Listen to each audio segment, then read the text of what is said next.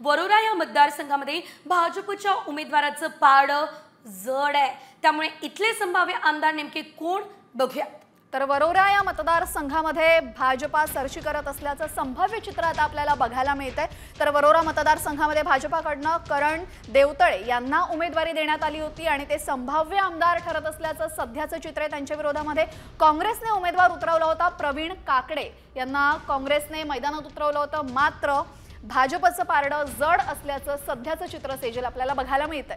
निश्चितच एकंदरीत तेजल आपण बघितलं तर या ठिकाणी देखील काँग्रेसमध्ये अंतर्गत वाद मोठ्या प्रमाणात होता आणि या वादाचा फटका कुठेतरी काँग्रेसला बसला आणि भाजपनं बाजी मारलेली आहे। मात्र करण देवतळे हे संभाव्य आमदार जरी असले तरी यामागची कारणं जाणून घेणं महत्त्वाचं आहे आणि ही कारणं सांगतायत आमचे प्रतिनिधी बालकदास मोटघरे।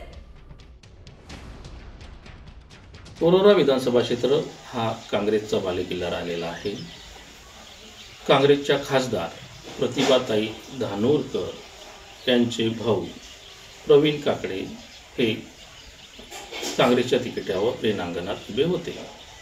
माहितीकडून माजी मंत्री संजय देवतळे यांचे पुत्र करण देवतळे हे रिंगणात होते।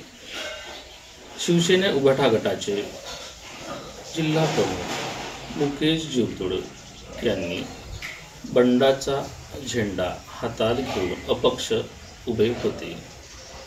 काँग्रेस आणि शिवसेनेला हा मतदारसंघ सुटावा यामध्येही बरीच घमसान झाली होती। त्यानंतरही मुकेश जीवतोडे यांनी आपला अपक्ष नामांकन करून ते रिंगणात उतरले। मतविभाजनाचा मोठा फटका या ठिकाणी काँग्रेसला दिसून येत आहे। करण देवतळे आणि मुकेश जीवतोडे यांच्यामध्ये दुहेरी लढत पाहायला मिळत आहे। कुठेतरी करण देवतळे यांचं पारडं जड दिसत आहे।